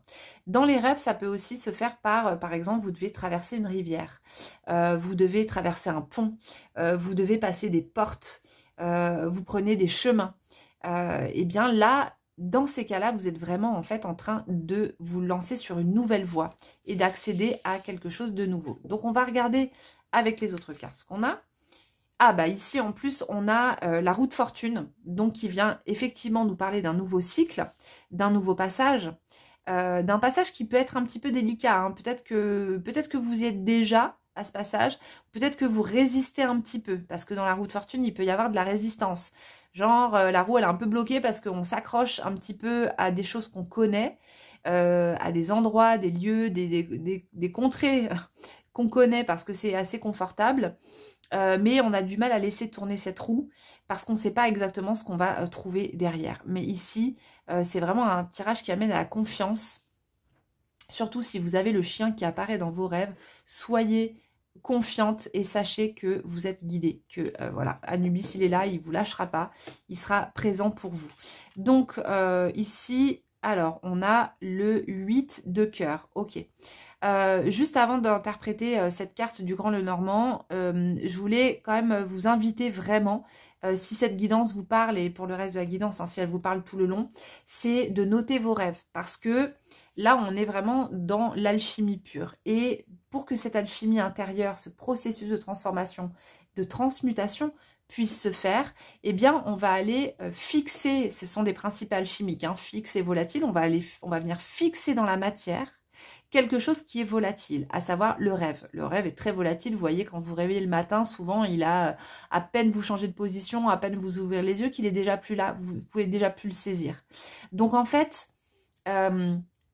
gardez un carnet sur votre table de nuit avec un stylo et dès que vous vous réveillez, avant de changer de position, hop, vous notez tout de suite ce dont vous vous rappelez, même si c'est un tout petit détail, même si le rêve vous paraît insignifiant. Il n'y a aucun rêve insignifiant, croyez-moi. J'accompagne pas mal de personnes sur des cursus et il n'y a aucun rêve insignifiant. Et d'ailleurs, c'est très souvent dans les rêves qui nous paraissent les plus bateaux, les plus banales, que en réalité, il y a une symbolique qui est très forte et dans lesquelles on va vraiment découvrir des choses importantes. Ici, donc, comme je vous disais, on a le 8 de cœur. Alors, ici, sur cette carte, on voit un aigle qui enlève un crapaud. Il y a l'idée de se débarrasser de quelque chose qui n'est pas bon pour vous. Alors, ça peut être une habitude, ça peut être une mauvaise habitude, ça peut être, je sais pas, quelque chose que vous faites vous savez que vous devriez arrêter de faire. Ça peut être aussi de vous séparer d'une personne qui ne vous fait pas du bien également. Et ici, le rêve vous indique, en tout cas, qu'il y a quelque chose qu'il va falloir enlever, éliminer, quelque part. Donc, qu'il va falloir laisser mourir, d'accord ? C'est possible que vous fassiez des rêves, par exemple, avec des serpents. Si vous vous êtes fait mordre, par exemple, justement, par un serpent, ça peut être justement le poison, soit de cette personne extérieure avec qui il y a quelque chose qui ne se passe pas forcément bien, soit avec quelque chose en vous-même qui vous empoisonne ou qui ne vous fait pas du bien. Donc comme je vous disais, ça peut être une habitude, ça peut être une addiction, ça peut être une problématique liée à la nourriture aussi, où vous savez que, voilà, en fait, il y a une forme de contrôle qui peut être là, mais là, il y a quelque chose qui a besoin de mourir. Mais ici, cette carte, c'est une carte très positive, hein, le 8 de cœur, puisque c'est une carte de réussite, où justement on réussit à se délester, à s'éloigner de quelque chose qui ne nous convient pas, qui ne nous convient plus. Ça peut être aussi une personne de notre famille, hein, du cercle familial, quelqu'un qui, quelque part, est nuisible, vous voyez.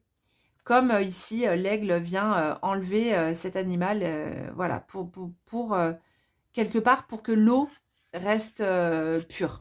On ne sait pas vraiment ce que c'est comme animal. Alors, dans le Grand Lenormand, je crois qu'ils disent que c'est un crapaud. Mais en fait, on ne sait pas réellement ce que c'est. On a l'impression que c'est à moitié un rat. C'est comme si c'était un peu un animal mythologique. Et c'est ça que je trouve très intéressant d'ailleurs, hein, dans cette carte. Et même dans le Lenormand, c'est que il y a des trucs, vous ne savez pas trop ce que c'est. Et ça permet d'ouvrir vraiment l'interprétation de manière très intéressante. L'aigle aussi. L'aigle, c'est extrêmement intéressant parce que ici, c'est le faucon. Et le faucon, eh bien, c'est Horus. Hein, c'est cet être spirituel intérieur. Donc là, comme je vous disais, ça peut être aussi rêver de mort. Vous pouvez rêver que vous mourrez. Vous pouvez rêver aussi que vous perdez vos dents. Ce ne serait pas du tout déconnant parce que ça vient pas du tout symboliser la mort ou que vous allez mourir, hein, rien à voir. Mais perdre ses dents en fonction des dents qu'on perd, si c'est celle du haut, celle du bas. Celle d'en haut, on va plutôt être sur, je crois que ça va être plutôt les archétypes. Celle du bas, ça va être plutôt la famille. Mais ça va être plutôt une transformation liée à quelque chose de bien spécifique. Comme quand on perd, quand on perd nos dents de lait, c'est parce qu'on est en pleine transformation, en pleine transmutation, et l'enfant donc va perdre ses dents, et de nouvelles dents vont arriver. On va avoir aussi des dents de sagesse qui vont arriver, qui vont représenter justement cette sagesse intérieure. Donc c'est possible que ce soit aussi des rêves qui soient liés à ça. Il peut y avoir aussi dans vos rêves du coup un aigle, un faucon, des oiseaux qui soient très présents. Des enterrements, des cercueils, voilà, des tombes. Comme je vous disais tout à l'heure aussi, si vous devez traverser un lac, traverser une rivière, traverser un cours d'eau, un pont, etc. On va vraiment être ici dans cette symbolique qui va être quand même assez intéressante.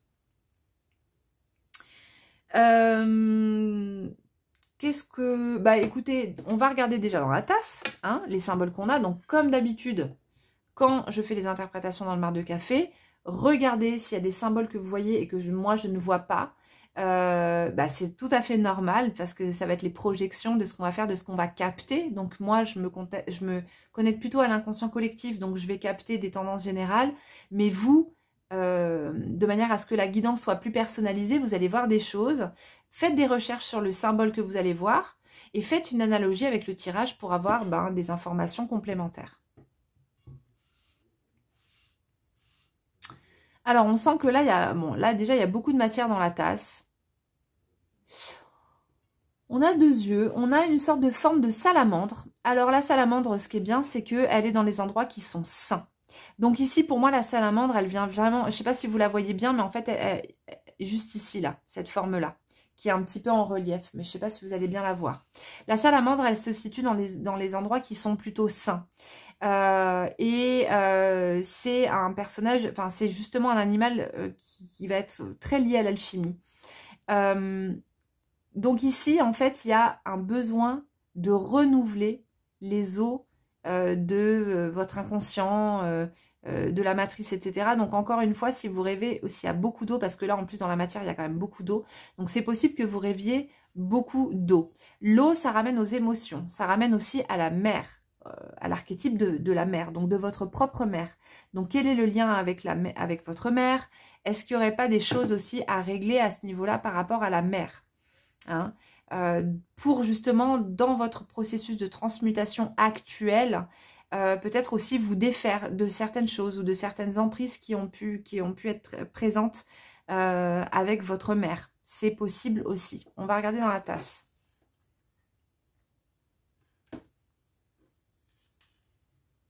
Alors, ici, j'ai une queue de sirène, et ça, c'est hyper intéressant, parce que je vous parlais de l'eau, et parce que la sirène, elle est mi-humaine, mi-poisson. Donc, ça veut dire qu'en tant qu'humaine, mammifère humaine, elle a la capacité de respirer sous l'eau, donc d'avoir accès aux profondeurs.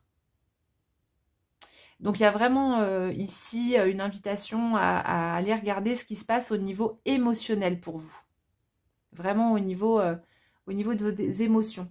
Qu'est-ce qui a besoin d'être déconstruit pour être reconstruit? Vous voyez, d'être transformé pour pouvoir reconstruire sur des bases saines.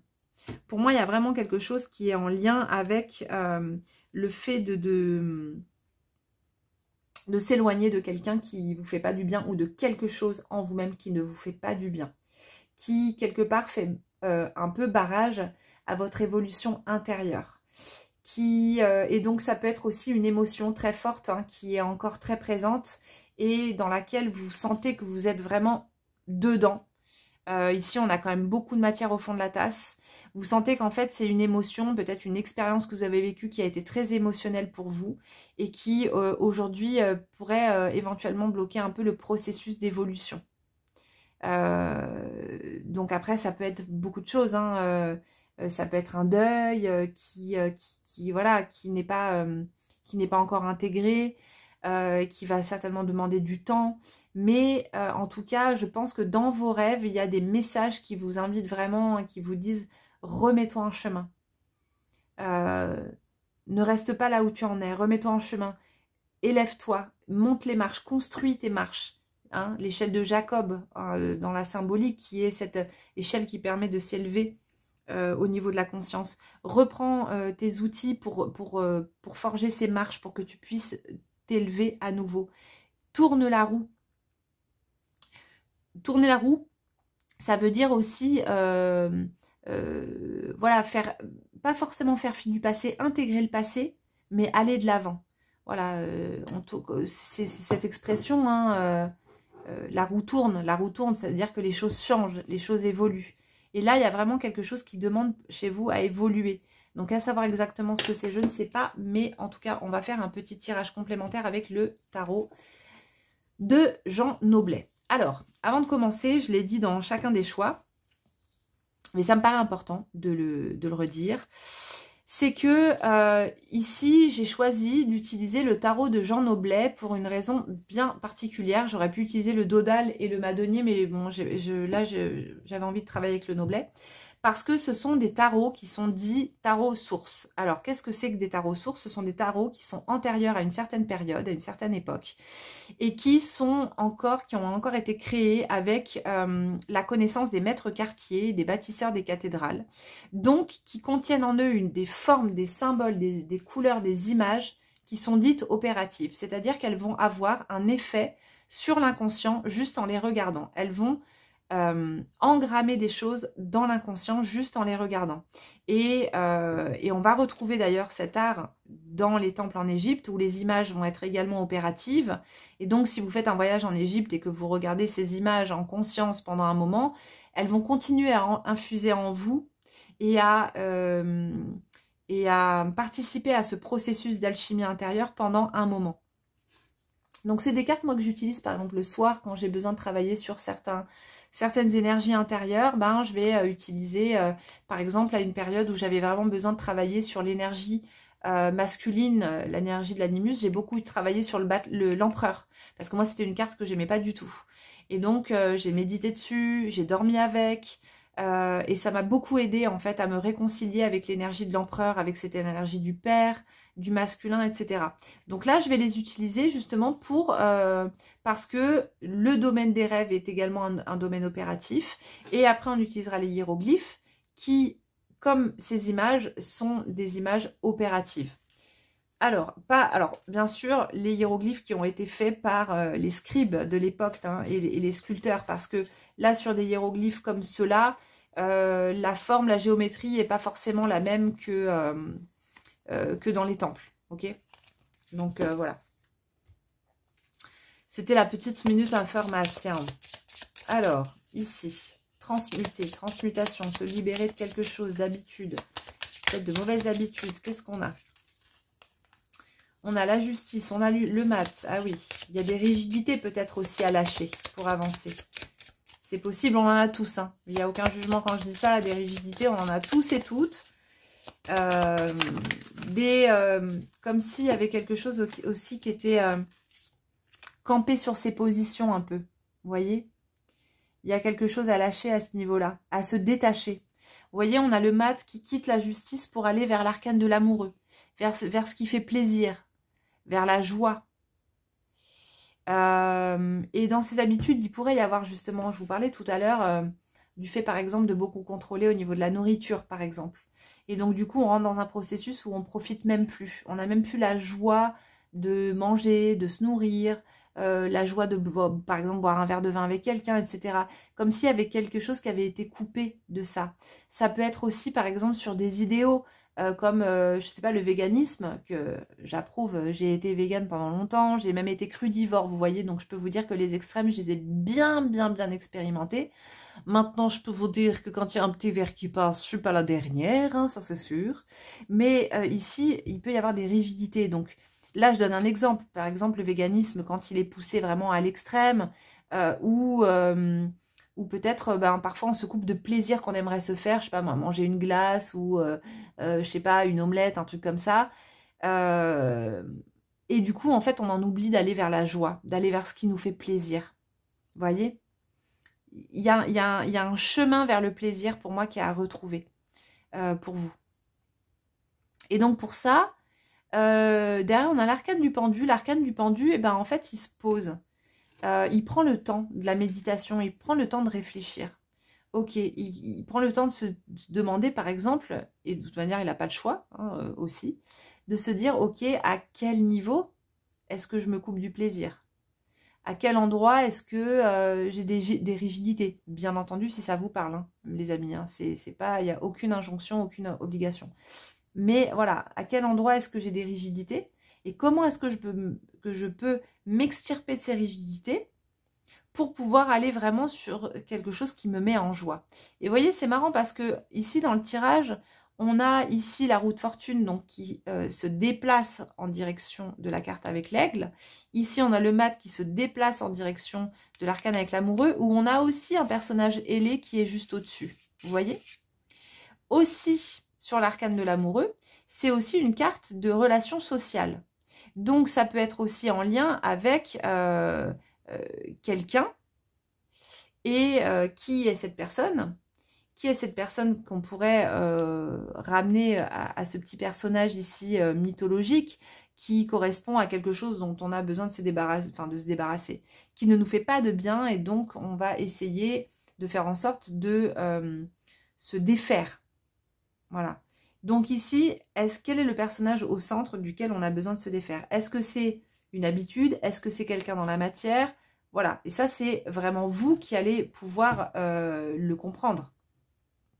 Le voir.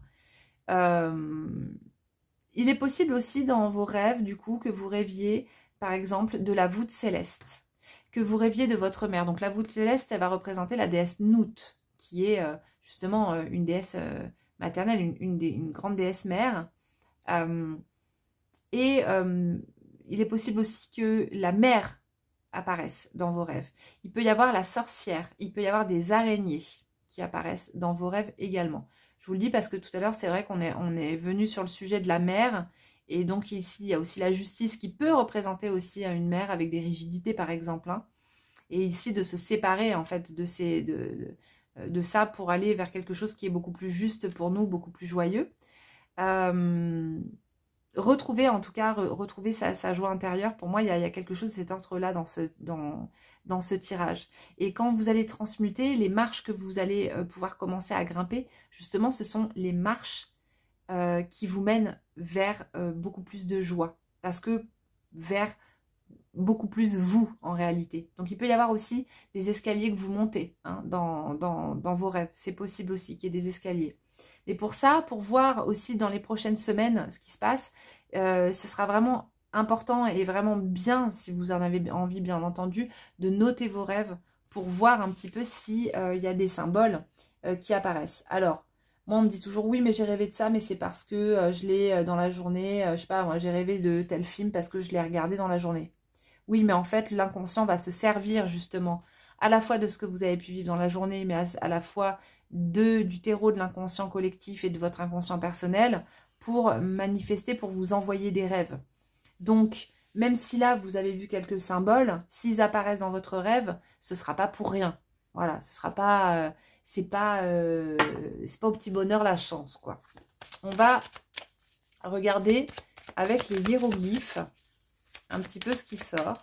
Donc, comme je vous... Alors, hop, ben voilà, on a la barque solaire qui apparaît.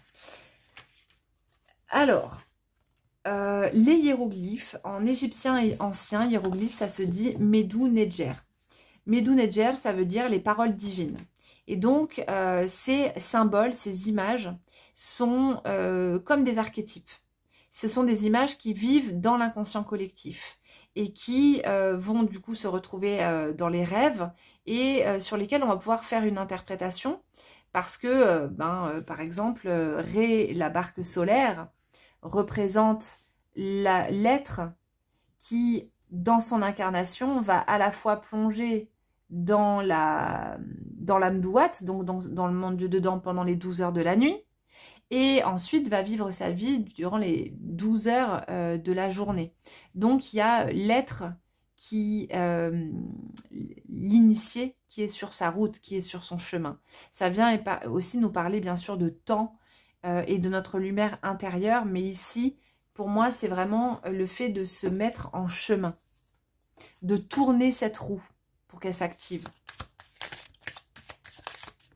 Donc voilà, les Medou Nedjer, on va les utiliser vraiment pour comprendre un petit peu les rêves.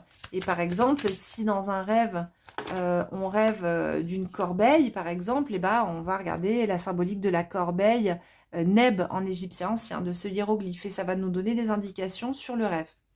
Alors ici, on a l'or qui ressort, donc c'est Noub en égyptien ancien. L'or, c'est la richesse intérieure. C'est cette alchimie intérieure ici qui vous est proposée. La transmutation qui vous est proposée, c'est ça qui va vous mener vers votre or. Votre or, c'est votre être véritable. C'est la lumière divine dans votre cœur. C'est ce que vous êtes réellement, une fois que vous êtes justement débarrassé de ces éléments qui vous empêchent d'avancer. C'est beaucoup lié à l'énergie du mat, justement, de l'illumination. Ah, on a Aton, le soleil. C'est pour vous, là, ici, c'est très, très lié au soleil. C'est très lié, alors du coup, c'est possible aussi hein, que vous rêviez beaucoup du soleil. C'est du jour. C'est très lié, effectivement, à l'énergie solaire et donc à cette lumière intérieure. Il y a vraiment quelque chose en vous qui cherche cette lumière intérieure, qui creuse, vous voyez, qui arpente. Vous pouvez aussi peut-être faire des rêves où vous êtes dans une sorte de labyrinthe, où vous ne savez pas où aller, vous n'arrivez pas à ressortir d'une pièce. Il peut y avoir ça aussi dans vos rêves. Hein. Oh, on a la caille, le poussin de caille qui représente le microcosme. Et ensuite, pour finir, on a le hiéroglyphe Mess. Pour moi, il y a aussi des projets là qui ont envie de naître. Mais pour pouvoir aller vers ces projets, je pense qu'il va vraiment falloir vous séparer de quelque chose, comme je vous disais, hein, peut-être une mauvaise habitude, mais du coup qui vous enferme dans un truc où vous n'arrivez pas à passer à l'action. Parce que ici, on a quand même le poussin de caille qui effectivement peut représenter la naissance d'un projet. On a le hiéroglyphe Mess déjà derrière qui parle aussi de réalisation de projets. Donc, il y a peut-être quelque chose aussi à cet endroit-là que votre âme, en fait, vous pousse à aller vers un projet bien particulier, un projet qui est assez lumineux, un projet qui vous ferait du bien, qui vous reconnecterait à votre joie. Ça, il y a vraiment pour moi une invitation à ça, là. On va tirer une carte du Psycho-Tarot parce qu'il est très intéressant au niveau de sa symbolique. Il y a beaucoup d'archétypes dessus. Et après, à la fin, il y en a deux qui ont sauté. Hop! Alors, qu'est-ce qu'on a là? 10 de coupe. C'est pas mal, 10 de coupe. Mais là, on va arriver à un changement. On est encore une fois dans un changement de cycle. Hein. Avec le 10 de coupe. On a un changement de cycle où d'un point de vue émotionnel, on va passer à autre chose. Vous êtes invité à passer à autre chose par rapport à ces émotions dont je vous parlais tout à l'heure. Avec les coupes, on est vraiment dans le domaine des émotions. Et je vous disais tout à l'heure qu'il y a quelque chose à intégrer, mais à ne pas stagner, à ne pas rester figé par rapport à ça. Donc, soit un deuil, des émotions en tout cas qui ont été présentes. Ça peut être aussi que vous êtes dans un processus de séparation. Hein, je crois que je vous l'ai dit tout à l'heure, mais ça peut être aussi ça. Juste derrière, alors qu'est-ce qu'on a? On a une femme avec de chaque côté des enfants, des feuilles, des branches. La carte 3. Regardez bien cette carte pour voir un petit peu ce que ça vous évoque à vous. Hein. Faites vos propres projections dans les cartes. Moi, ce que ça m'évoque, c'est ce que je vous disais tout à l'heure.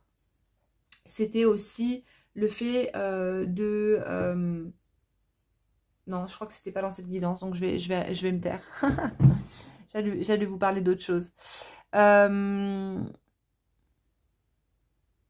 Là, ici, il y a la notion dans le 3 de création. Il y a la notion de création, il y a la notion de créativité. Et on repart encore sur cette idée de projet, en tout cas de créativité qui a besoin de s'exprimer. Peut-être que vous faites des rêves justement ou par rapport à des projets que vous aimeriez faire. Et là, si c'est le cas, vous êtes vraiment invité à vous relier à des projets que vous avez pu avoir ou que vous avez encore. Mais à les ramener dans la matière. À ne pas faire que les rêver. Vraiment, là, c'est une invitation à avancer pour vous. Vraiment. Donc, voilà pour ces deux cartes. On va, pour finir, tirer une carte d'un nouveau tarot que j'adore, qui s'appelle le tarot angélique de Travis McHenry. Alors, Travis McHenry, c'est un ésotériste occultiste Voilà, c'est une sorte de génie, un puits de science, de connaissances, et qui a fait donc plusieurs jeux, dont ce tarot angélique. Et donc, ce sera un petit peu comme un talisman.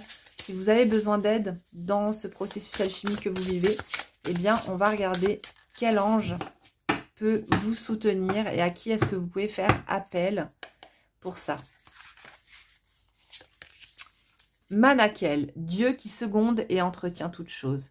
Connaissance du bien et du mal, apaise la colère divine, guérit l'épilepsie. Voilà, donc c'est le 7 d'épée, Manakel. Connaissance du bien et du mal, apaise la colère divine. Guérit l'épilepsie. Bon, bah écoutez, apparemment, c'est l'ange qui vous va bien pour ce tirage, qui pourra vous aider. Et peut-être qu'il pourra vous aider justement à regarder quelle est cette chose dont on a besoin ici de s'éloigner.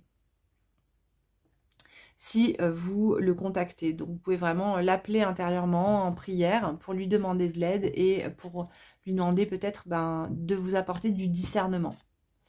Voilà les amis, eh bien écoutez, cette guidance touche à sa fin. J'espère que ça vous a plu, que ça vous a parlé. N'hésitez pas à me laisser un petit commentaire pour me partager éventuellement vos rêves, même si je ne pourrais pas vous faire d'interprétation là comme ça en commentaire, parce que je reçois vraiment beaucoup trop de commentaires et également de mails, mais je vous lis tous et toutes et j'essaie de répondre à tout le monde, ça me fait toujours hyper plaisir de vous lire. N'hésitez pas à liker cette vidéo et à vous abonner à ma chaîne pour soutenir mon travail, et je vous dis à très vite pour de prochaines guidances. Bye bye!